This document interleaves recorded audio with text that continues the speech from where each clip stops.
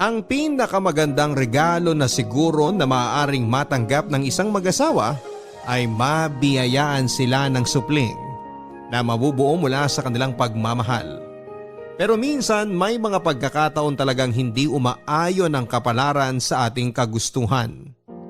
Ikaw, anong gagawin mo kung hindi ibigay sa iyo ang pinakaaasa mong regalo?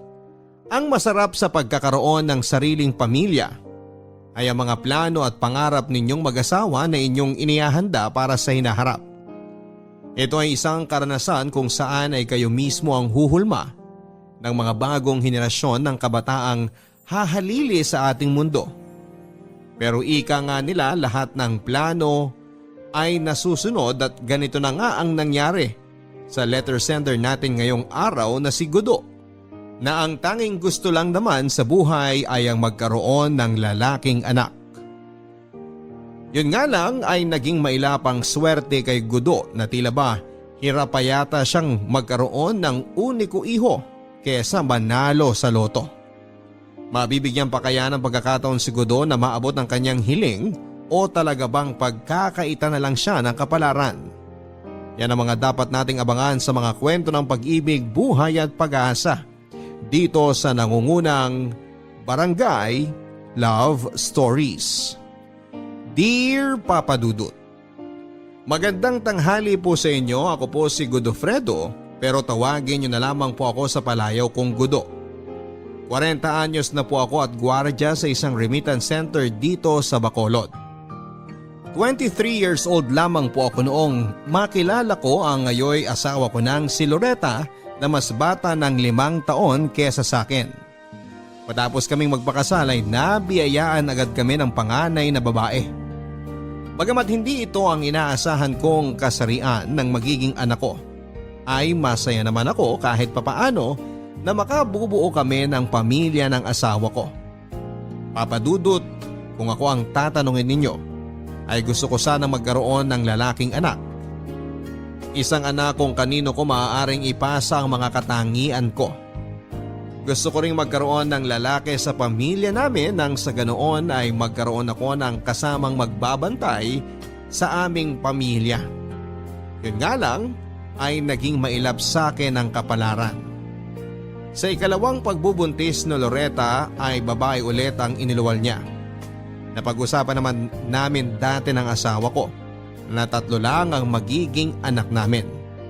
Alam kasi naming mahirap ang buhay ngayon at naniniwala kaming kapag ayaw mong mas lalong malubog sa hirap ay huwag kang manganak ng marami. Yon ang orihinal naming plano kaya pinangako ko kay Loretta na kapag lalaki na ang pangatlo ay titigil na kami. Lumipas ang 2 taon ay muling nagdalang tao si Loretta.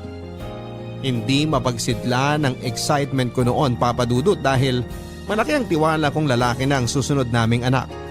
Palagi ko kasing ipinapanalangin sa Panginoon na sana'y bigyan na niya ako ng anak na lalaki.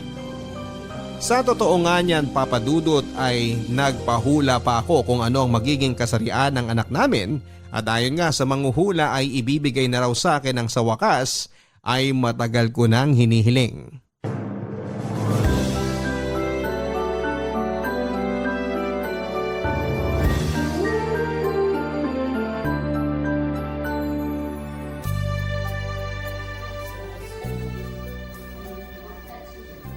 Hoy, ba't naman ganyan ang itsura mo? Para kang bibitayin ah.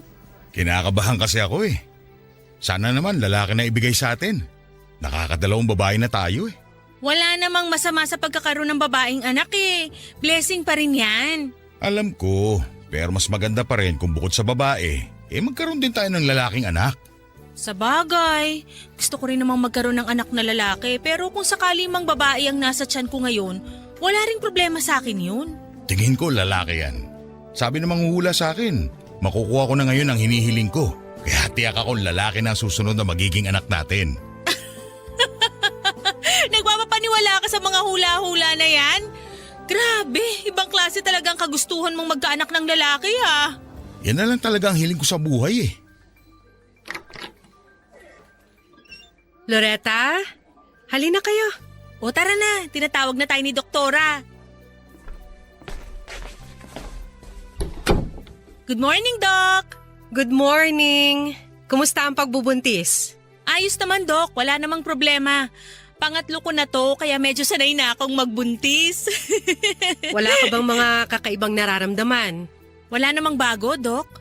O sige, magpalit ka na ng gown para masimulan na natin yung physical exam.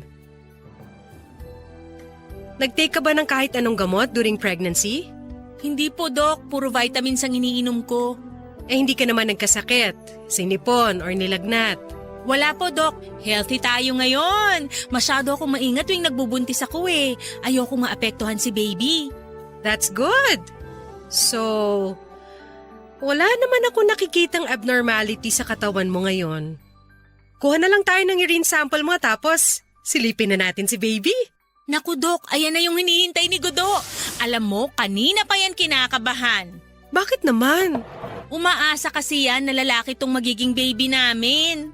Sana nga po, lalaki na para makumpleto na kami. Talaga ba? Di bale, aalamin na natin yan ngayon. Pero i-check muna natin ang heartbeat ni baby para sure. Okay naman. Wala namang problema. Maglagay lang tayo ng lubricant dito sa abdominal area tapos... Ayan! So, una nating gagawin... Check muna natin yung kabuuan ng uterus. So far, wala namang problema. Tingnan nyo, maganda ang posisyon ng bata. Nakatalikod nga lang siya.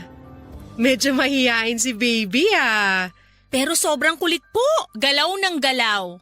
Kapag po ba makulit, ibig sabihin ba lalaki na yan? Gusto mo na ba talagang malaman? Opo. Kanina pa po ako hindi mapakali. Okay, hanap lang tayo ng anggulo ha. Dalawang bagay lang ang kailangan nating tignan para malaman ang gender ni baby. Una, kung may dome shape dun sa genital part tapos may linyang nakaturo sa ulo ni baby. Siyempre kasi naka-fetal position si baby, no?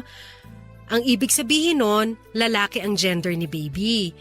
Kapag naman may 3 linya sa genital part ng bata na parang hamburger, ibig sabihin ay babaeng baby. So, ito yung genital part ni baby. Anong napapansin nyo? Wala po akong makita eh. Ay, tuturo ko na lang. Nakikita nyo ba to? Itong V-shape na to? Ito yung thighs ni baby. So, ibig sabihin, itong part na to, dito natin makikita yung genital niya. So, makikita naman natin na may mga linya dito. Isa dito, tapos pangalawa, then pangatlo. Ibig sabihin, it's a girl! Congratulations! Babae ulit ang anak nyo! Sigurado po ba kayo, Doc? Baka naman mali lang kayo ng tingin. Hoy, Godo! Tuturuan mo pa talaga si Doktora. Nakakahiya ka, ha?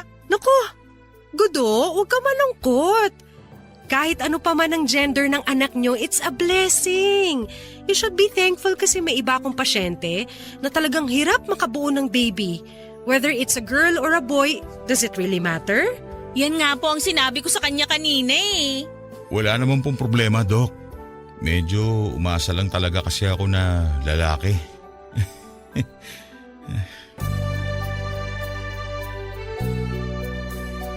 Papadudot, aaminin ko na sobrang nadismaya ako nang malamang babaeng muli ang anak namin.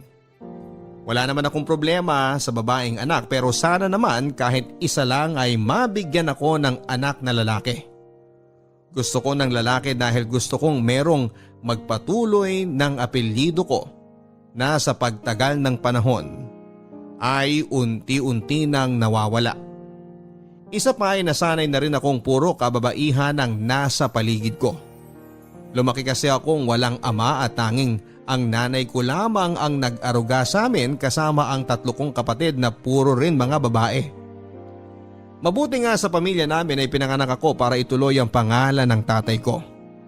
Alam kong nangako ako kay Loretta na tama na ang 3 anak pero nakiusap ako sa kanya na mag-try pa kami ng 1 beses.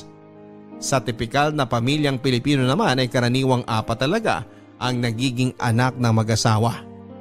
Siguro naman ay kakayanin pa rin namin silang buhayin kapag nagdagdag pa kami ng isa pa. Sa pagkakataong ito ay malakas na talaga ang kutob kong lalaki na ang kasunod ng 3 dahil ganun din ang nangyari sa pamilya namin. Matapos ipanganak ang 3 ate ko ay ako naman ang sumunod na lumabas. Pumayag naman si Loretta sa hiling ko, Papa Dudut. Pero sinigurado namin na merong at least 2 years na age gap ang mga anak namin para hindi kami mahirapan kapag nagsimula na silang mag-aral. Mahirap kasing pag-aralin ng mga bata lalo na kung magkakasunod lang sila. Maganda rin na magkaroon tayo minsan ng family planning para hindi tayo nito kagatin pabalik pagdating ng panahon. Mabilis na lumipas ang taon at dumating na nga po ang hinihintay naming araw. Muling nabuntis si Loretta. Nang mga panahon na yon ay 2 na kaming nananalangin na sana ay lalaki na ang lumabas, Papa Dudut. Sure na talaga ako na lalaki na ang lalabas. Sa sobrang confident ko nga po ay hindi na namin tinanong sa OB ni Loretta kung ano ang kasarian ng anak namin. Dahil gusto namin magkaroon ng gender reveal party. Gusto naming i-celebrate ang pagkakaroon namin ng uniko iho. Inutang ko pa nga ang ginastos namin para sa gender reveal party na idinaos namin noong kabuwanan na ni Loretta. Lahat ng yun ay tinuro sa akin ng aming mga pamangkin. Okay guys, wala na pong maingay. Nandito na ba ang lahat? Kung nandito na tayong lahat, oras na para sa pinakahihintay nating gender reveal. Pwede ko bang tawagin dito sa harap sina Loretta at Godo? Sigurado ka dito, Boyong, ha? Ikaw, kapag nagkamali ka ng piniling kulay, kawawa ka kay Gudo. Huwag kang mag-alala. 2 beses ko tong pinakonfirm kay Doktora Lopez. Ano bang gagawin namin? O eto, may tig-isa kayong lobo. Sa loob niyang balon na yan, nakalagay yung kulay na magiging anak nyo. Siyempre kung pink, ibig sabihin ay babae ang anak nyo. Tapos blue naman kung lalaki. Sana naman lalaki na to. Ewan ko na lang kung hindi pa ako pagbigyan inutang ko lang tong pinanggastos ko para sa gender reveal na to Ikaw Loretta, ano sa tingin mo ang kasarian ng anak nyo? Sana lalaki. Gusto ko na rin ng lalaki Sa bagay, halos lahat naman na nandito, lalaking inaabangan Excited na ako. Game na! Papuputokin ko na to! Sandali lang. Dapat sabay kayo. Bibilang ako ng 3 Tapos sabay niyo paputukin yung balon. Ready na? Ready! Okay! Isa! 2! 3! Puto ka na! Babae na naman? Langya naman Godo! Saan ka pupunta? Godo, sandali lang! Hoy! Ano bang problema mo? Pinagtitripan yata ako ng kapalaran Buisit naman. Godo, kahit babae itong dinadala ko, anak mo pa rin to. Anong klaseng reaksyon naman yan? Naka-video pa naman tayo. Paano na lang kapag lumaki na tong bata at nakita yung mga video ngayong araw? Ano na lang iisipin niya pag nalaman niyang dismayado ang ama niya nang malamang babae ang anak niya? Hindi mo naman ako masisisi 4 na babae? 4 na babae na ang anak natin. Isang lalaki lang inihiling ko pero bakit naman ang hirap naman makuha nun? Kung hindi talaga para sa atin ang magkaanak ng lalaki, baka hindi talaga para sa atin yun. Wala namang nakakaalam sa kung ano ang plano ng Diyos Ang damot naman ng Diyos. Nakakawalang gana. Huwag ka namang magsalita ng ganyan, Gudo! Kung gusto mo talaga ng lalaki, pwede tayong magampon. Maraming bata ang nawawalan ng magulang araw-araw. Ayoko! Gusto ko sa akin mismo manggaling ang bata magdadala na apelyido ko. Gusto kong dugot laman ko magiging anak ko. Anong magagawa natin kung hindi tayo mabiyayaan ng lalaking anak? Ano, magmumukmuk ka na lang dyan hanggang sa mamatay ka? Para kang bata Anong tingin mo sa mga anak mo? Laruan na kapag hindi mo nakuha yung inaasahan mong kulay, magtatampo ka na? Gudo, buhay itong pinag-uusapan natin. May emosyon sila. May pakiramdam sila. Iwan mo na nga muna ako. Gusto ko mapag-isa. Kakahiya ka? Hindi ka na nahiya sa mga bisita natin? Magpapa-gender reveal ka tapos magtatantrums ka dahil hindi natupad yung resultang inaasahan mo? Buksan mo naman yung isipan mo, Gudo! Sabi nang iwan mo muna ako Bahala ka nga dyan! Loretta, bakit? Ano nangyari kay Gudo? Bakit siya umalis? Kausapin mo yung kaibigan mo ha? Nakaka-high blood eh! Bakit? Hindi ba siya natuwa na babae ulit magiging anak nyo? Eh ano pa nga ba? Ang ganda-ganda ng mood ko tapos sisirain lang ng kaibigan mong magaling? Akong bahala. Kakausapin ko siya. Mabuti pa nga! Papa Dudut ayaw na talagang magkaanak ni Loretta. Pagod na raw siya at isa pa ay pinoproblema na rin niya ang mga gastusin sa bahay lalo na't lumalaki na ang pamilya namin. Pero hindi ako makakapayag na mamamatay na lang akong walang anak na lalaki. Ilang taon nang lumipas bago ko muling napapayag si Loretta. Kung ano-anong ritual na ang ginagawa ko para lang magkaroon ng lalaking anak. Nag-research pa nga ako ng magagandang posisyon sa kama para lang makuha ang inaasam ko. Kung ano-anong herbal medicine na rin ang ininom ko bago sumabak para lang makabuo ng lalaki. Matagal bago muling nagkaroon ng bata sa sinapupunan ni Loretta. Muntik na nga po akong mawala ng pag-asa dahil para bang hirap na siyang magbuntis. Dahil siguro ay pareho na rin kaming tumatanda na kaya medyo nahihirapan na kaming makabuong muli.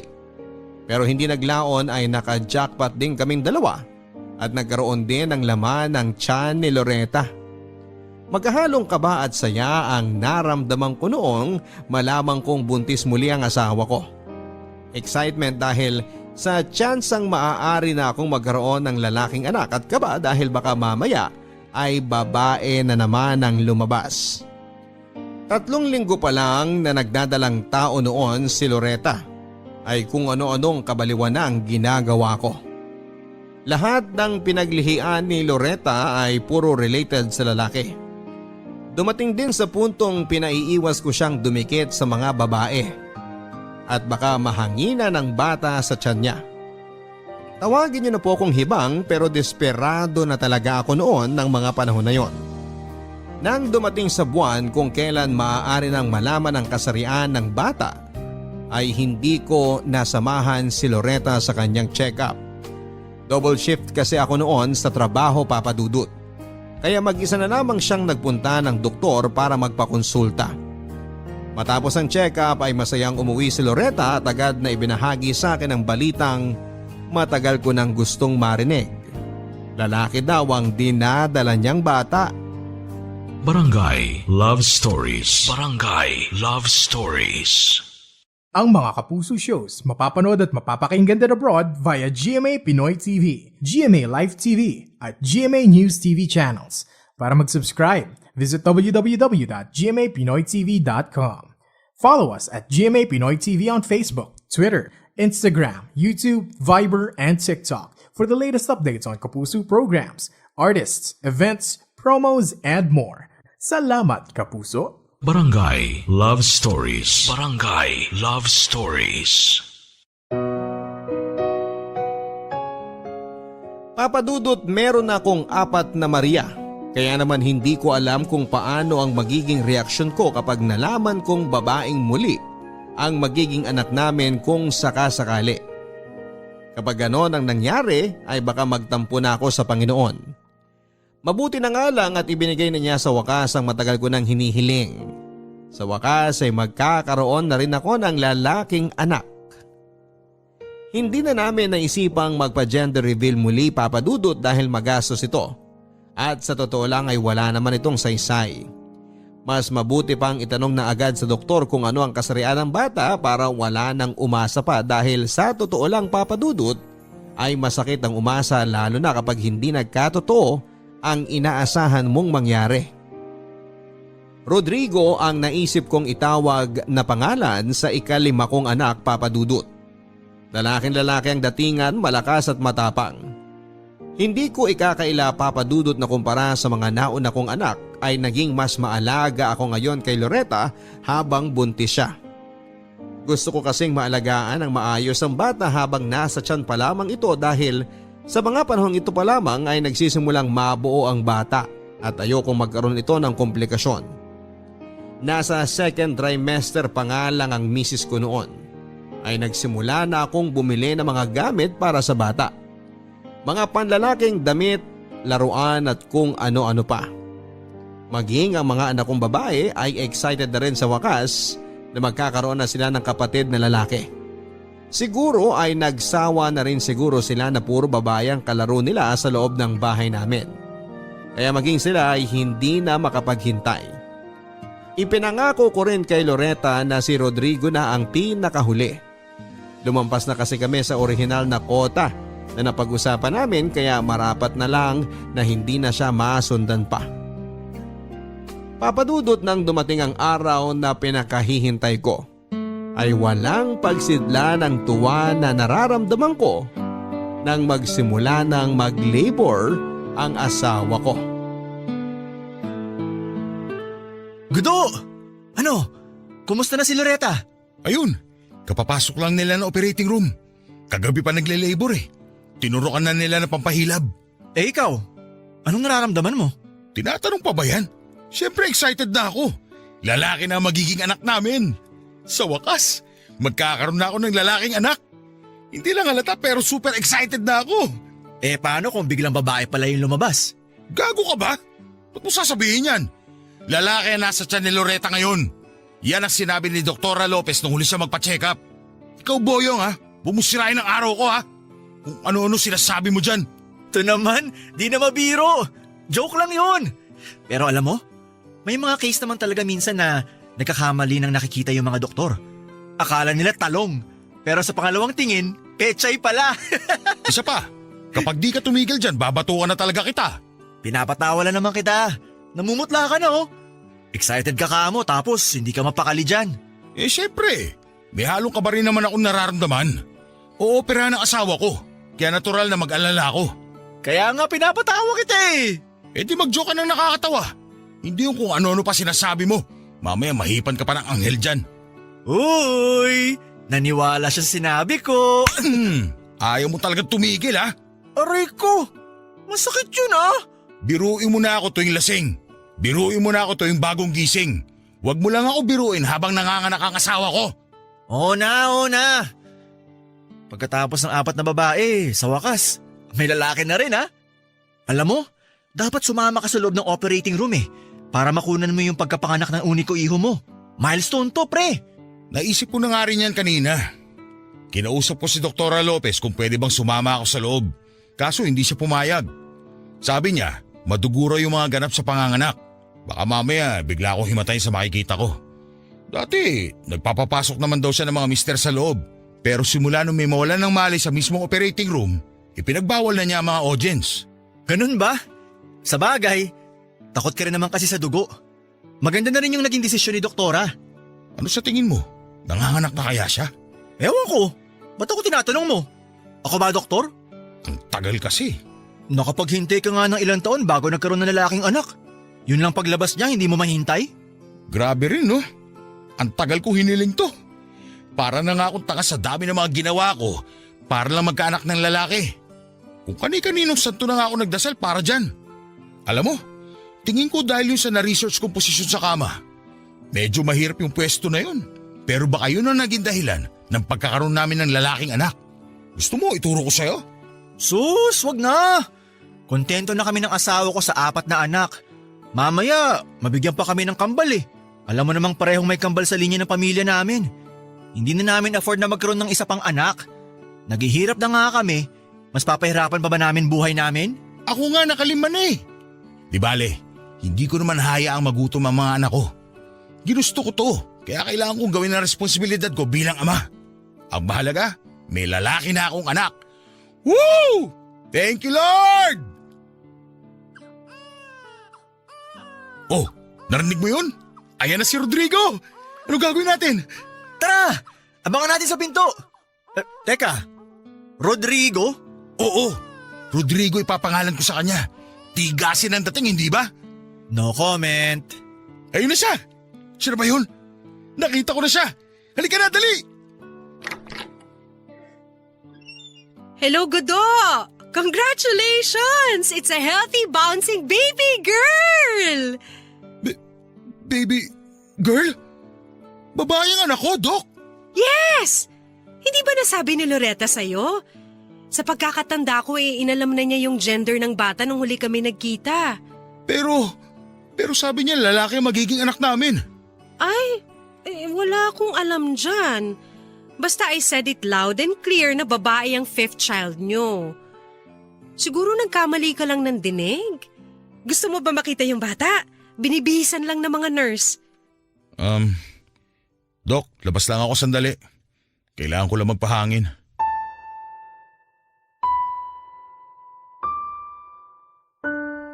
Papadudod para akong sinaksak ng patalikod nang malamang kong hindi pala lalaki ang ipinagbubuntis ni Loretta.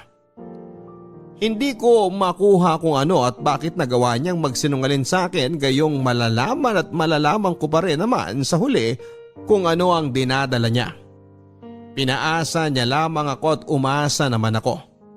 Sobrang nasaktan ako sa ginawa sa akin ni Loretta, Papadudot. Ginawa niya akong tanga. Alam naman niyang sobra-sobra ang kagustuhan kong magkaroon ng lalaking anak at nagawa pa niya akong lokohin. Habang nagpapagaling ng sugat si Loretta ay umiwas na muna ako sa kanya. Mainit pa ang ulo ko noon at ayaw ko namang awayin ang asawa ko habang nakakonfine siya. Nang makauwi kami sa bahay ay doon ko lang nilabas ang sama ng loob ko. Sawa na raw siyang makita ang dismayado kong mukha tuwing napag-aalaman kong babae ang anak namin, kaya raw niya nagawang magsinungaling.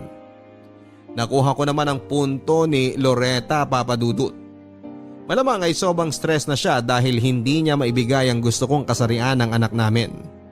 Siguro may kasalanan din ako dahil masyado akong tutok sa pagkakaroon ng anak na lalaki. Sa puntong hindi ko na naisasaalang-alang ang nararamdaman niya. Pati na rin ang nararamdaman ng anak namin.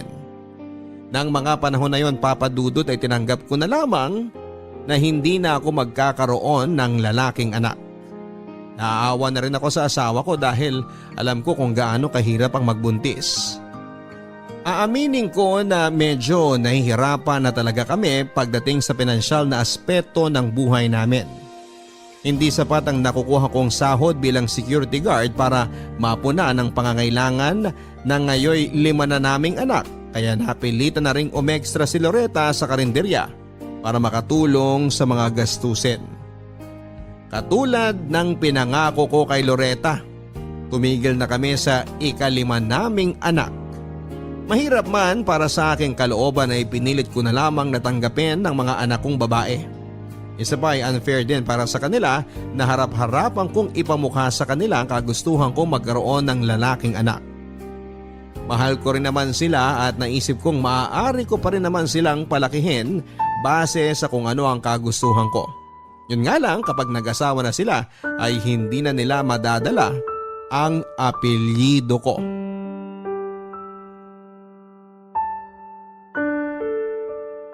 Ano, isa pa? Gabi na pare. Baka hanapin na ako ni misis niyan. Ngayon lang naman to eh. Sige na, samahan mo na ako. Oh, sige na nga.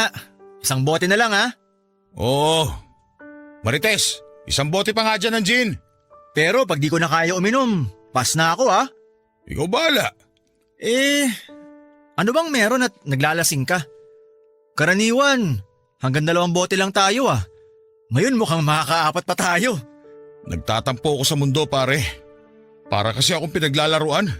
Bakit naman? Dahil ba di ka mabigyan ng anak na lalaki? Yan pa rin ba pinoproblema mo hanggang ngayon? Gusto mo, hiramin mo muna yung isang binata ko. Gago! Pag binigay mo sa akin yun, di ko na ibabalik. Ay, wag na pala. Pero seryoso, umaasa ka pa rin ba ng lalaking anak? Akala ko ba nakapag-usap na kayo ni Loretta na last na yung bunso nyo? Yun nga eh. Nangako ko sa kanya na hanggang 5 na lang talaga kami. Ramdam ko na rin kasi yung bigat sa bulsa eh.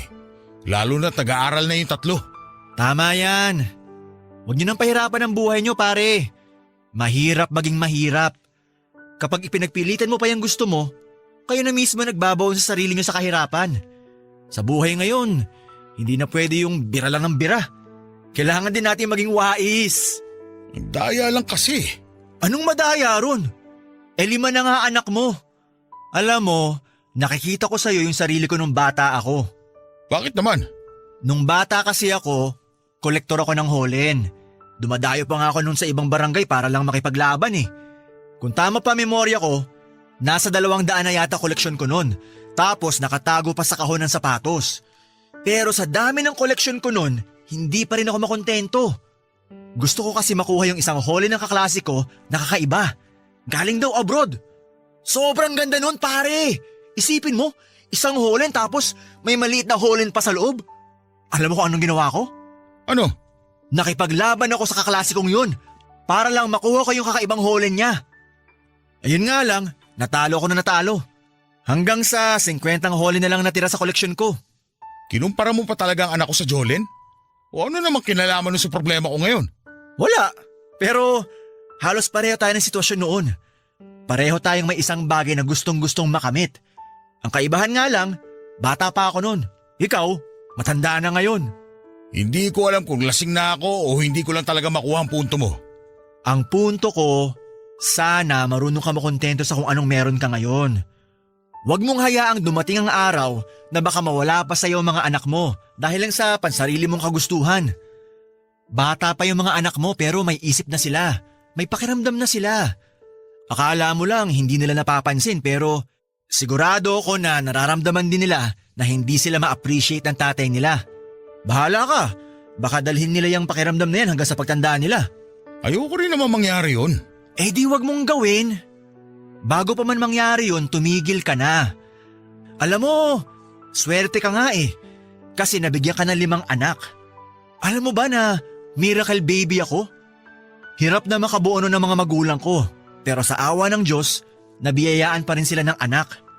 Ang kaso, malapit na mag-40 noon si nanay. Dumating nga sa puntong pinapipili na si tatay ng doktor kung sinong isasalba niya sa pagitan namin ng nanay ko. Maselan kasing pagbubuntis ni nanay noon. Kung alam mo lang, desidido na si tatay noon na iligtas sa nanay ko. Muntik na akong hindi maipanganak. Mabuti na lang magaling yung doktor. Nagkaroon ulit na milagro. Naisalba niya kaming 2. Hanggang sa, ayun na nga, kaharap mo na ako ngayon. Hirap eh. Oo, nagpapasalamat naman ako sa mga biyayang natanggap namin mag-asawa. Pero minsan hindi ko lang maiwasan mapatanong sa sarili ko kung may problema ba sa akin. May kulang ba sa akin kaya hindi ako makabuo ng anak na lalaki? Sagutin mo nga ako. May requirement ba para magkaroon ng lalaking anak? Hindi ko masasagot yan. Hindi naman ako Diyos eh. O baka naman kay Loretta yung problema. Puro babae rin kasi sila eh.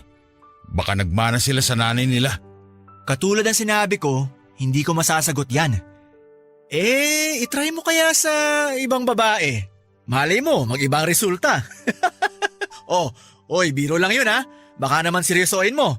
Wag na wag mong pagtataksila ng asawa mo.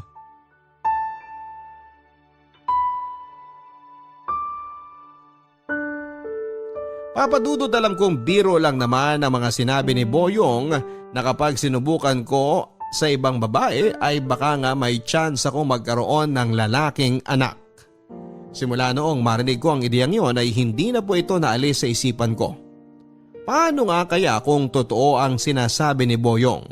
Hindi imposibleng mangyari yon dahil baka nga ibang babae lang ang kailangan ko para maibigay ang hinihiling ko. Ayaw nang magkaanak ni Loretta at malinaw na sa akin yon. Ang ginawa ko na lang ay tinutuo ko ang biro ni Boyong at naghanap nga ako ng ibang babae. Doon ko na po nakilala si Marisa, 28 years old at isang bar girl. Una ko siyang nakita nang minsang mag-inuman kami ni Boyong sa isang bar nang manlibre ito dahil birthday niya. Maganda si Marisa, papadudot. May taglay siyang ganda na nakakaakit para sa mga kalalakihan. Sinubukan ko makipagkaibigan sa kanya. Mag-isa na lang daw siya sa buhay matapos siyang lumaya sa probinsya nila dahil minamaltrato siya ng kanyang stepfather. Nakipagsapalaran siya sa ibang lugar at simula noon ay mag-isa na niyang binubuhay ang kanyang sarili. Papadudot niligawan ko si Marisa. Nagkaroon kami ng relasyon kahit na hindi ko naman siya mahal. Alam kong hindi rin niya ako mahal at pera lang ang habol niya sa akin. Nabasa ko na yon sa ugali niya dahil hindi siya marunong maglabas ng emosyon, gawa na rin siguro ng masaklap niyang nakaraan. Sa maikling pagsasama namin ni Marisa ay sinadya kong buntisin siya. Nagalit siya sa nangyari dahil naapektuhan ang trabaho niya sa hindi inaasahang pagbubuntis nito. Gusto na nga niyang ipalaglag noon ang bata pero pinigilan ko siya. Ipinangako ko naman na aalagaan ko siya habang dinadala niya ang anak ko. Pinilit ko siya noong magpa-check up sa doktor para malaman ko kung ano ang kasarian ng dinadala niya. Pero hindi naman siya pumayag. Sayang daw kasi ang pera, imbis na pampa-check up ay gagamitin na lamang niya itong pangbayad sa nirerentahan niyang maliit na apartment. Walang kaalam-alam noon si Loretta sa ginagawa kong kabulastugan, Papa Dudut. Sinabi ko naman sa inyo na desperado na talaga ako noong mga panahon na yon at gagawin ko ang lahat magkaroon lamang ako ng lalaking anak. Naghintay ako ng 9 na buwan hanggang sa ipinanganak na nga ni Marisa ang ipinagbubuntis niya. Papa Dudut, babae ang naging anak ni Marisa. Sa ika-6 na pagkakataon ay babaeng muli ang naging anak ko. Hindi ko alam kung anong meron sa akin at ni isa ay hindi ako makabuo ng lalaki. Siguro noong nagpasabog ng kamalasan ng Diyos ay bukas kamay kong sinalubong at sinalo ang lahat ng ito dahil hindi man lang ako magawang dalawin ng swerte. Biruin mo, Papa Dudut, nagkaroon ako ng 6 na anak at ni isa ay wala man lang naging lalaki. Ibang klase rin pala ang kamalasang dala ko. Dahil hindi na ibigay ni Marisa ang gusto ko ay iniwan ko siya. Alam kong tatawagin niyo akong gago sa ginawa ko pero tinakbuhan ko ang responsibilidad ko kay Marisa. Hirap na nga po akong mag-alaga ng 5 anak ay magdadagdag pa ako ng isa pa. Kaya ang ginawa ko ay iniwan ko siyang mag-isa kasama ang anak naming 2. Kapag nalaman ni Loretta ang ginawa ko ay tiyak na kamumuhian niya ako at ayoko mangyari yon kaya agad-agad akong lumayas sa buhay ni Marisa. Ipinagpatuloy ko na lamang ang buhay, Papa Dudut. Ginawa ko ang responsibilidad ko bilang ama sa mga anak ko kay Loretta. Tumayo akong padre di pamilya sa kanila at ipinakita kong mahal na mahal ko sila kahit na ganoon ang nangyari. Umabot ng ilang buwan at nakahinga ako ng walang paramdam si Marisa. Sa tingin ko ay bumalik na rin siya kaagad sa dati niyang trabaho. Wala na akong balita sa kanya dahil hindi na kami bumalik pa ni Boyong sa bar kung saan siya nagtatrabaho. Bukod kay Marisa ay si Boyong lang ang nakakaalam sa ginawa ko, Papa Dudut. Noong una ay pinagsabihan niya ako na kasalanan ang ginawa ko. Hindi siya pabor sa plano ko pero wala rin naman siyang nagawa na. Nabulag na lang talaga ako noon sa pansarili kong kagustuhan sa puntong hindi ko na naisip kung ano ang tama at mali. Kung akala ko ay nakaligtas na ako mula kay Marisa, mali ako nang inakala. Dahil isang gabi bigla na lang siyang nagpakita sa harap ng aming bahay, dala-dala ang anak naming 2. Gudo, kakain na! Wow! Sarap naman ang ulam. Tao po! Gudo, nandito ka ba? May tao yata. Ako na titingin. Mauna na kayong kumain.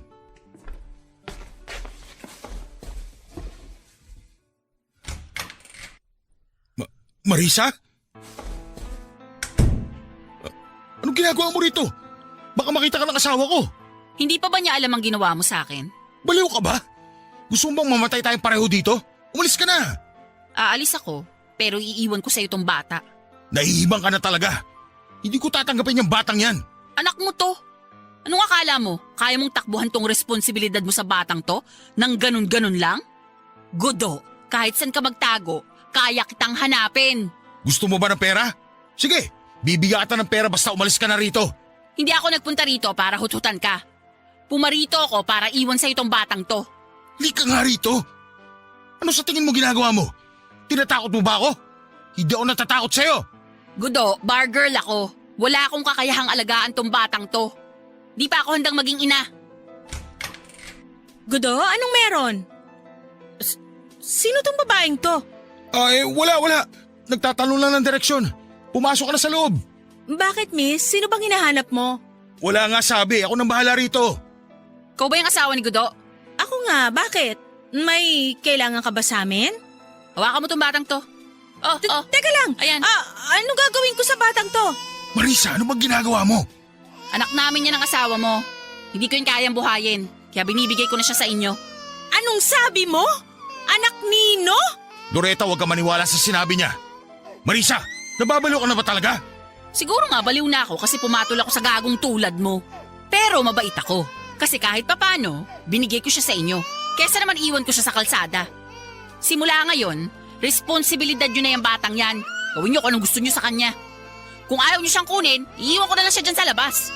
Aba, tarantado kang babae ka! Sandali nga lang! Ano bang nangyayari rito? Ikaw, babae ka! Sino ka ba talaga?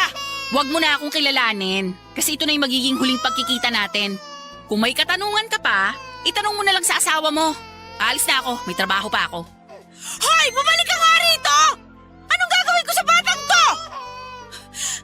Kudo! Loretta, magpapaliwanag ako.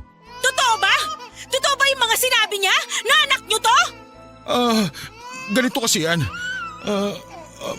Huwag ka magagalit ha, pero... Kudo! Kanina pa ako galit! Kung wala lang ako hawak na bata ngayon, kanina ka pa nakatikim sa akin!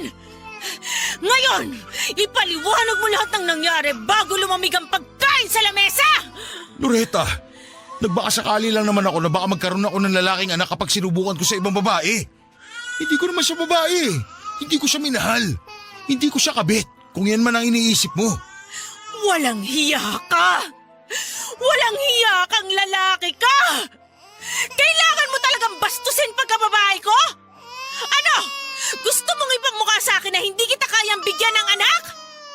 Pues para malaman mo, kahit hindi mo ipamukha sa akin, Gudo, araw-araw kong sinisisi ang sarili ko na hindi ko maibigay ang gusto mo! Araw-araw kong tinatanong ang kakaya kong magbuntis kung bakit hindi ako magkaanak na lalaki! Gudo! Halos mabaliw na ako sa kaiisip ng rason kung bakit! Alam mo ba ako anong feeling nun? Alam mo ba kung gaano kabigat sa pakiramdam na bilang asawa mo? Hindi ko maibigay sa'yo ang hiling mo! Tapos ngayon gagaguhin mo lang ako ng ganito! Loretta, hindi ko naman gustong iparamdam sa iyo yung mga bagay na yan. Hindi mo gusto pero ito ang araw-araw kong nararamdaman! Palaki ng palaki ang pressure sa parte ko tuwing nakikita ko sa mukha mo ang dismaya tuwing nalalaman mong babae ang pinagbubuntis ko. Lalong-lalo na tuwing nakikita kitang tuwang-tuwa habang nagkukwento ka ng mga gagawin mo kung sakaling magkaroon ka ng lalaking anak. Alam mo kung bakit ako nagsinungaling sa'yo nun? Kasi hindi ko na kaya makita ang pagkadismaya sa mukha mo. Ayoko na makita na disappointed ka sa mga bagay na binibigay ko sa'yo kasi feeling ko, hindi ko nagagampanan ng maayos ang parte ko bilang asawa mo. Hindi ko naman alam. Hindi ko alam na ganito na pala kalala ang nararamdaman mo. Kunin mo tong bata sa kamay ko! Loretta, maniwala ka! Kunin mo tong bata! Oo na! Hindi ko matatanggap yung bata yan sa pamamahay ko!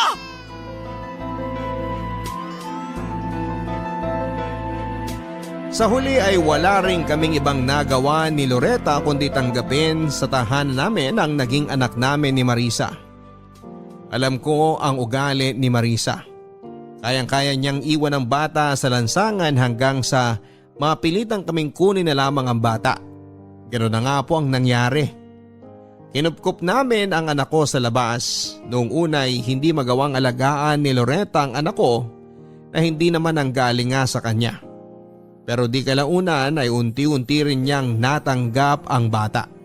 Pinalitan namin ang pangalan nito at isinunod sa mga kapatid niya na mayroong Maria sa pangalan.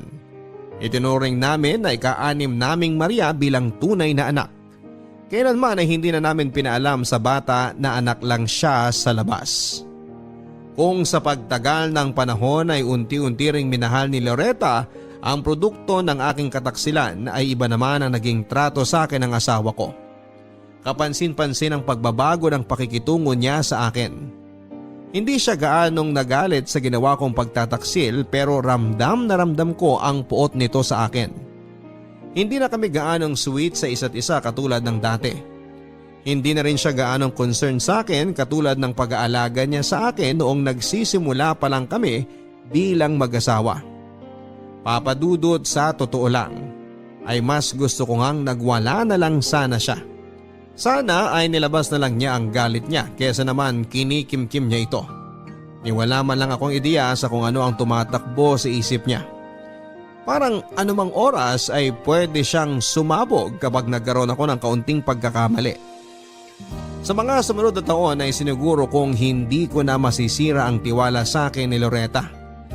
Naging loyal ako sa kanya at sa abot ng aking makakaya ay pilit kong ibinigay ang kagustuhan niya. Bawat galaw ko ay pinag-iisipan ko ng mabuti dahil alam kong kapag nakagawa muli ako ng kasalanan sa asawa ko ay hindi na ako mabibigyan pa ng panibagong pagkakataon.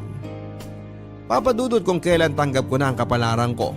Kung kailan sapat na sa akin ang 6 na babaeng anak ko ay saka naman kami nagkaroon ng hindi inaasahang pangyayari sa buhay namin. Muli pong nabuntis si Loretta. Gudo! Sorry, kababasa ko lang ng text mo. Ngayon na pala mga anak si Loretta? Nabigla rin kami. Akala namin next week pa siya manganganak. Bigla yatang napaaga. Alam mo, parang nangyari na to noon. Dito mismo sa pwestong to. Naalala mo pa ba? Oo, nung nagsinungaling sa akin si Loretta na lalaking anak namin, dito tayo naghintay nun. Oo nga. Parang kailan lang, no? Pero tingnan mo, nandito ulit tayo. Naghihintay na naman sa pampito mong anak. Grabe! Akala ko ba last na yung panlima? Yun naman talagang original na plano eh. Kaso wala tayong magagawa, nangyari na eh. Tibay mo rin eh. Ang masasabi ko na lang sa'yo, good luck sa mga gastusin. Alam mo na ba magiging gender ng anak mo? Baka mamaya, babae na naman yan ha? Kung babae yan, alam na. Sinumpa ka talaga ng langit. Wala eh. Pareho naming hindi alam ni Loretta kung babae ba o lalaki yung bata. Walang-wala rin kami ngayon eh. Kaya wala na kaming pambayad sa check-up. Sabi ni Loretta vitamins lang naman ang kailangan. Total, nasanay na siya magbuntis. Hindi na raw niya kailangan magpatingin sa doktor. Kaya hindi na namin nalaman kung babae ba o lalaki ang baby. So, wala kayong idea? Ang exciting naman. Ito ang matatawag mong totoong gender reveal. Ano namang nararamdaman mo ngayon? Manhid na ako dyan. Ayoko nang umasa. Kung lalaki man ang ibigay sa akin, syempre matutuwa ako. Kung babae naman, syempre matutuwa pa rin ako. Talaga? Kung alam ko lang, paniguradong lihim ka dyang umaasa na sana lalaki ang lumabas. Syempre kasama na yan sa mga iniisip ko. Kahit hindi ko ipagsigawan, may parte pa rin sa utak ko na umaasa na sana. Sana nga. Magtiwala ka lang pare. Lalaki na yan, panigurado. Magdilang anghel ka sana. Alam mo kung bakit hindi lalaki yung lumabas nung huli? Bakit? Ayaw siguro niya sa pangalang Rodrigo. Baliw. Ang ganda kaya ng pangalang yan. Ayaw mo bang gawing junior? Godofredo Junior. O diba? Mas magandang pakinggan? Dapat lang ipangalan mo siya sa'yo kasi matagal ka nang umaasa sa pagdating niya. Ewan ko. Pag-isipan ko na lang kapag lumabas na yung bata. Pwede rin namang ipangalan mo siya sa akin. Sunny Boy. Boyong for short. Di ba mas astig? Pwede ba tumahimik ka na muna? Mas lalo akong kinakabahan kapag naririnig ko boses mo eh. Ito naman? Pare, Ayan na, langya pare. Pati ako kinakabahan ah. naiihi na nga ako eh. Nasaan na ba si Doc? Ang tagal naman niyan lumabas. Doc, kamusta mag-ina ko? May good news ako sa'yo. Ano po yun? It's a boy! Finally! Talaga? Totoo ba yan, Doc? Congratulations! Thank you, Doc! Thank you, Lord! Salamat po! Maraming salamat! Uy gago, ba't ka umiiyak? May lalaki na ako, pare! May lalaki na ako! Oo, narinig ko. Sa wakas, congrats!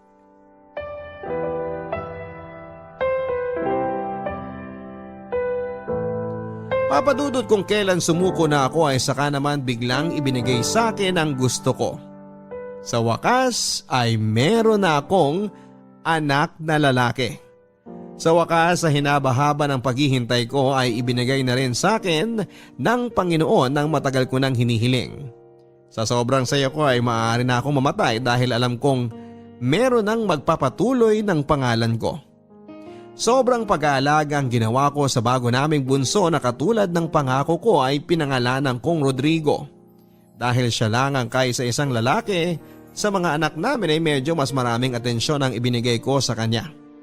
Hindi ko man sinasadya ay medyo naging bias ako pagdating kay Rodrigo na minsan ay nagiging dahilan kung bakit nakakaramdam ng selos ang mga ate niya. Paano ba naman kasi Papa Dudut may mga bagay akong ibinibigay kay Rodrigo na kailanman ay hindi naranasan ng iba niyang kapatid.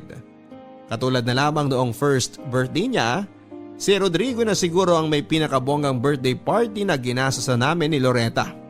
Sobrang pag-aalaga rin ang ginawa ko sa kanya nang magpatuli siya. May mga sariling lakad din kaming dalawa na for the boys lang at bawal ang babae. Kung minsan kapag napapaaway siya sa mga kapatid niya ay si Rodrigo ang palaging kinakampihan ko. Hindi na siguro ako magtataka Papa Dudut kung lumaki siyang papa's boy dahil mas malapit ako sa kanya kesa sa mga kapatid niya. Kung tama ako ay favoritism ang tawag dito na hindi ko naman kinakaila. Kaso nga lang Papa Dudut, sa pagtanda ni Rodrigo ay may isang bagay akong napapansin sa kanya na pilit kong idinidinay.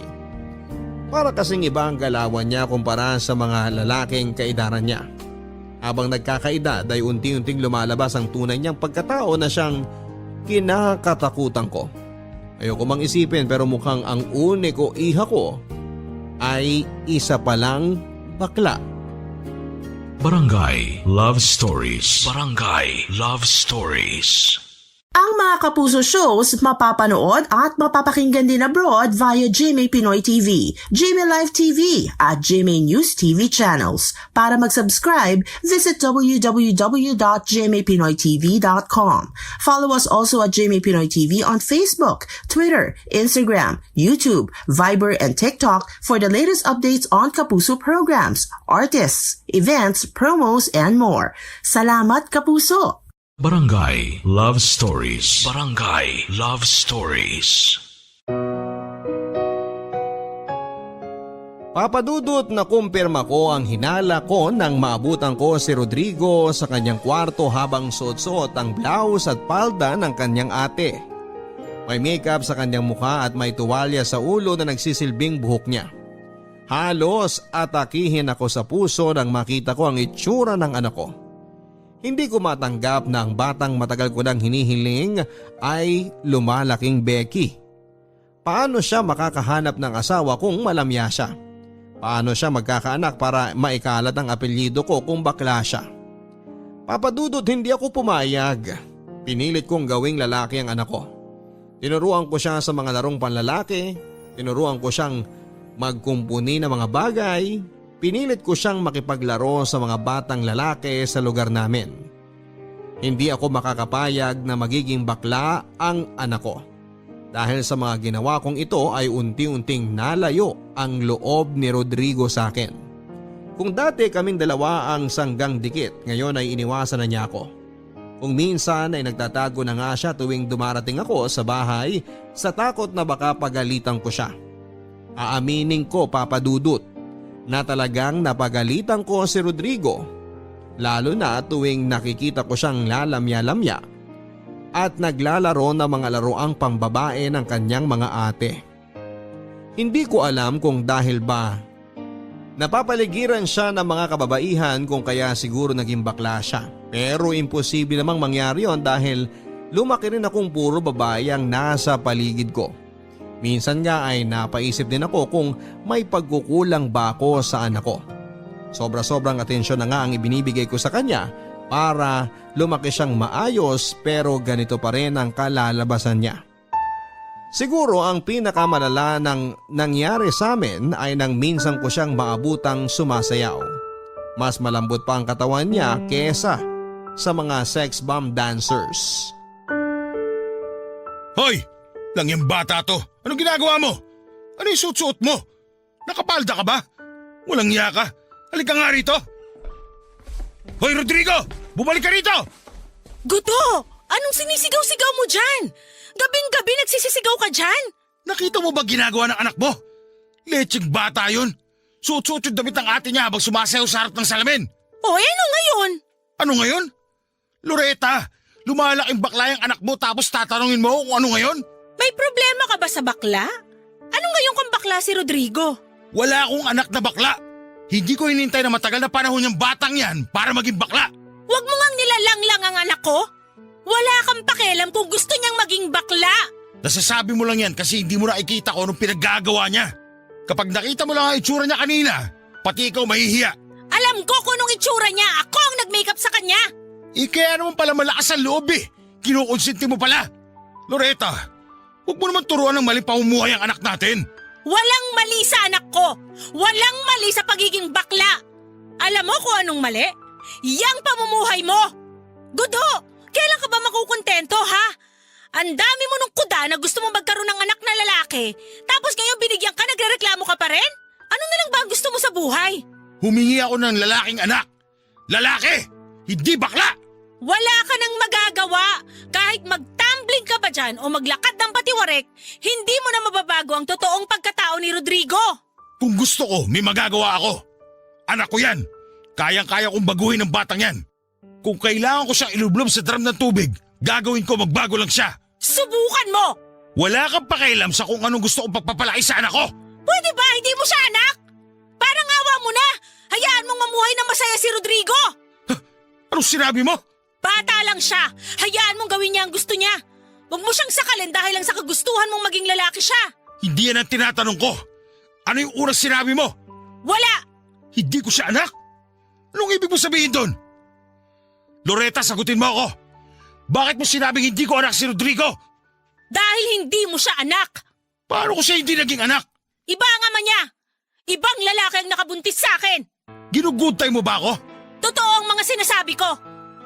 Bakit? Masakit ba? Masakit bang marinig na may anak din ako sa labas? Masakit, no? Hayop kang babae ka! Damdamin mo yung sakit, Gudo! Damdamin mo yung sakit sa dibdib mo ngayon dahil kung ano man ang nararamdaman mo ngayon, ganyan na ganyan ang naramdaman ko nung nalaman kong may nabuntis kang ibang babae. Nagpabuntis ka sa ibang lalaki para lang doon? Ano? Ginawa mo to para maghiganti sa akin? Para doon lang, Loretta? Ginawa mo lahat ng yun para saktan ako? Niloko mo ako hindi lang isang beses kundi 2 beses. Pinaniwala mo akong anak ko si Rodrigo. Pinaasa mo ako na sa wakas may anak na akong lalaki. Yung pala hindi ko siya anak. Pinatikim ko lang sa'yo ang kasalanan ginawa mo. Ano? Masaya ka na? Masaya ka na ngayon nakabawi ka na? Walang iya naman, Loretta. Sino? Sinong ama ni Rodrigo? Hindi mo na kailangang malaman. Hindi rin naman niya alam na may anak kami. Pasalamat ka, mahal kita. Kung hindi, baka napatay na kita ngayon.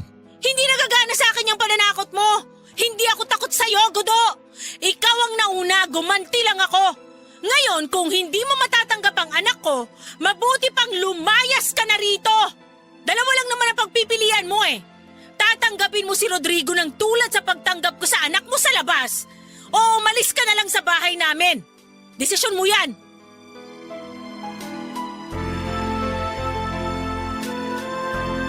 Papadudot para kong sinampal ng katotohanan ng malamang kong hindi ko anak si Rodrigo.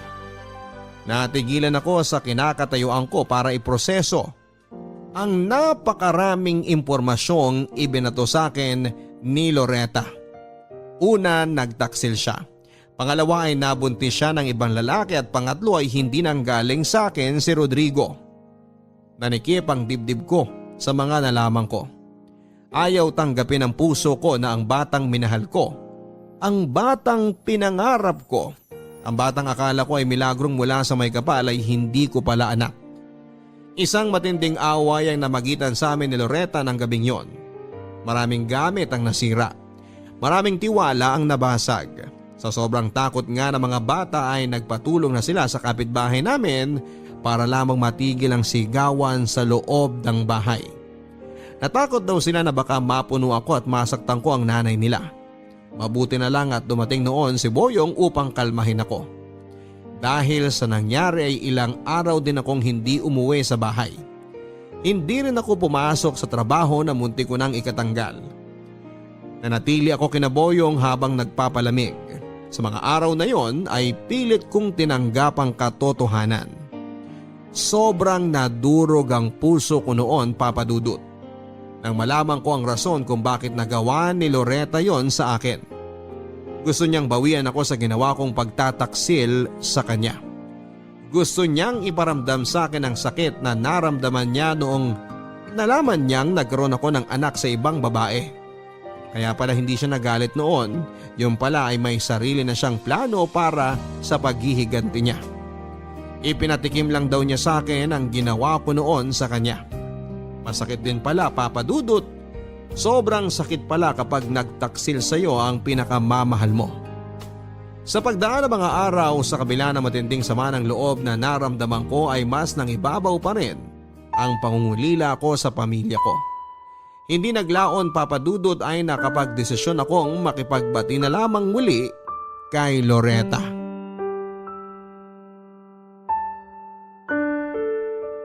Bakit mo ba ako dinala dito, Boyong? Napag-utusan lang ako eh. May gusto kasing kumausap sa'yo. Sino? Yung magaling mong kumpare? Galing ah! Paano mo nalaman? Obvious naman eh. Ano? Nasa na siya? Sandali lang ah. Tatawagin ko siya. Huwag kang aalis dyan ah.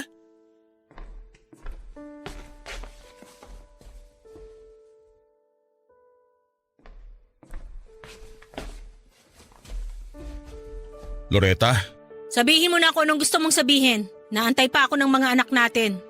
alam ko marami akong pagkakamaling nagawa. Marami akong kasalanan sa'yo. Mapapatawad mo ba ako sa lahat ng nagawa ko sa'yo? Paano kita patatawarin? Humingi ka na ba ng tawad? Yun lang naman ang hinihintay ko sa'yo eh. Gusto kong mag-sorry ka sa ginawa mong pagtataksil sa akin. Pero wala akong narinig ni isang sorry mula sa'yo. Sa sobrang taas ng pride mo, sa sobrang makasarili mo, ni hindi mo man lang magawang humingi ng tawad sa akin? Kaya nga ako nandito ngayon para gawin yan. Gusto kong humingi ng tawad. Gusto kong humingi ng paumanhin. Tama ka, naging makasarili ko. Sa sobrang kagustuhan ko magkaroon ng lalaking anak, hindi ko na naisip kung anong nararamdaman mo, pati na rin ang mga anak natin. Loretta, sorry. Hindi naman kita sinisisi na hindi tayo nagkaroon ng lalaking anak eh. Kailanman, hindi ko ibinaling sa iyo ang sisi. Kailanman hindi ko inisip na may pagkukulang ka. Hindi ko naramdaman yun. Sa totoo nga niyan, ako pa dapat magpasalamat sa iyo dahil pinagbigyan mo ako sa mga hiling ko kahit na alam kong pagod ka na. Yung nagawa ko kay Marisa, sobrang pinagsisisihan ko rin yun. Hindi ko inisip na maaapektuhan ka sa ginawa ko. Sorry na, hindi ko isinaalang-alang ang feelings mo. Mula sa puso ko, Loretta. Sorry. Mapapatawad mo ba ako sa mga nagawa ko sa'yo? Alam mo, Godo, mahal kita eh. Sa sobrang pagmamahal ko sa'yo, ako yung natakot nung pinapili kita. Natakot ako na baka mas piliin mong iwan kami ng mga anak mo. Natakot ako na mawala ka sa buhay namin. Natakot ako kasi alam kong masasaktan ako. Hindi lang naman ikaw ang may kasalanan sa ating dalawa eh. Malaki rin ang naging kasalanan ko sa'yo.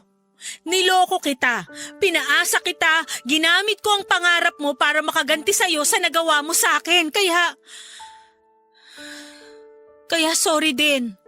Pero sana tanggapin mo ng buong puso kung ano man ang pagkatao ng mga anak natin. Kaya babae man sila, o bakla, o maging tomboy. Sana tanggapin mo sila dahil ikaw ang tatay nila. Pangako yan. Makakaasa ka na mamahalin ko ang mga anak natin, katulad ng pagmamahal ko sa'yo. Hindi ko rin naman sila kayang iwan eh. Hindi ko kayo ipagpapalit dahil lang sa pansarili kong interes. Alam mo, habang nasa bahay ako nila Boyong at malayo sa inyo, doon ko lang napagtanto ang kahalagahan ninyo. Ngayon, gets ko na yung point sa akin ni Boyong tungkol sa mga jollen niya.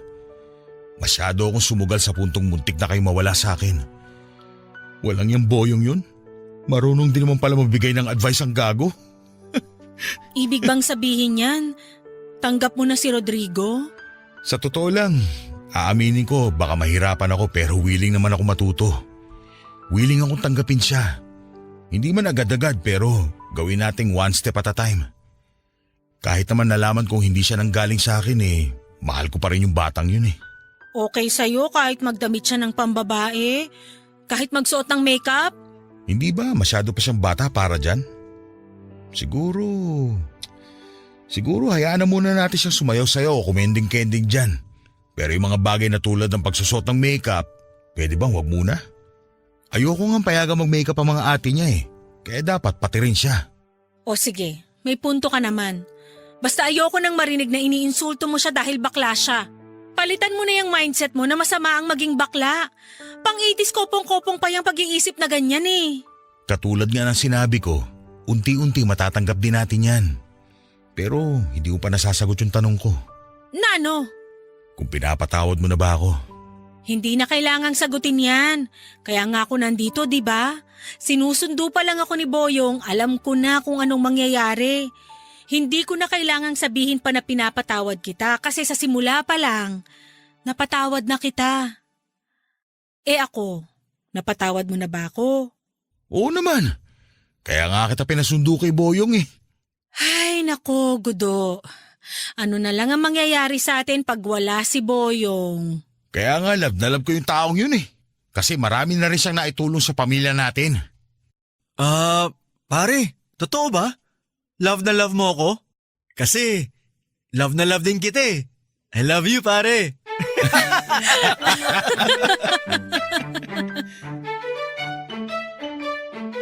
Papadudod ayoko mawala sa akin ang pamilya ko. Ayokong talikuran ng mga anak ko at hindi ko man masyadong naipadadama sa kanila. Pero mahal na mahal ko ang mga anak ko. Mahirap patawarin ang ginawa sa akin ni Loretta. Pero sa akin din naman nagsimula ang lahat kaya pinilit ko na lang siyang intindihin. Matagal bago namin naibalik sa dati ang tamis ng pag-iibigan namin ni Loretta. Dahil aminin man natin o hindi ay pareho naming sinira ang tiwala namin sa isa't isa. Gayunpaman sa tulong ng tunay na pag-ibig ay unti-unti ring nanumbalik sa dati ang lahat. Kahit hindi ko totoong anak si Rodrigo ay wala pa ring nagbago sa pagmamahal ko sa kanya. Totoong anak pa rin ang turing ko sa kanya. Hindi naglaon ay tinanggap ko na rin kung ano ang totoong pagkatao niya. Mahirap naman talaga kasing ipilit sa isang tao ang mga bagay na hindi naman niya kayang gawin kaya naman ipinagpasa Diyos ko na lamang ang lahat. Kung gusto niyang maging babae katulad ng mga ate niya ay wala akong karapatang pigilan siya. Ang magagawa ko na lang ay suportahan siya at gabayan na hindi makatapak ng ibang tao. Ang pangarap ko naman na maipagpatuloy ang panibagong henerasyon ng apelyido ko ay itinapong ko na lamang sa basurahan. Wala na akong pakialam kung mawala man sa libro ang apelyido ko. Ang mahalaga ay masaya ang mga anak ko. Masaya ang asawa ko, masaya at buo ang pamilya namin. Papadudot, ipinagmamalaki kong sabihin sa inyo na meron akong 7 Maria at ipinapangako ko sa inyo na gagawin ko ang lahat para lang maibigay sa kanila ang maayos at masayang buhay. Hanggang dito na lamang ang kwento ko at ang tanging advice ko lamang sa lahat ng tagapakinig ngayong araw ay sana makontento tayo sa kung ano man ang ibinigay sa atin ng Panginoon. Mahalin natin ang mga anak natin dahil sila ang regalong bigay sa atin ng may kapal. Muli magandang araw po sa inyong lahat, ang inyong forever kapuso at kabarangay, Gudo. Blessing ang bawat bata na dumarating sa buhay natin. Kaya naman sana huwag tayong madismaya kung ano man ang kalabasan nila dahil para na rin natin kine-question ang bigay sa atin ng Diyos. Tama nga ang sinabi ng kabarangay nating si Gudo na dapat ay matuto tayong makontento sa kung ano man ang meron tayo. Imbis na madismaya ay dapat ngang magpasalamat tayo dahil isipin nyo na lamang ang mga bagay na meron tayo ngayon ay maaaring wala sa iba. Always be grateful mga kabarangay at laging tandaan na sakalang natin makakamit ang tunay na kasiyahan kapag nakontento na tayo sa buhay. Hanggang sa muli, ako po si Papa Dudut sa mga kwento ng pag-ibig, buhay at pag-asa.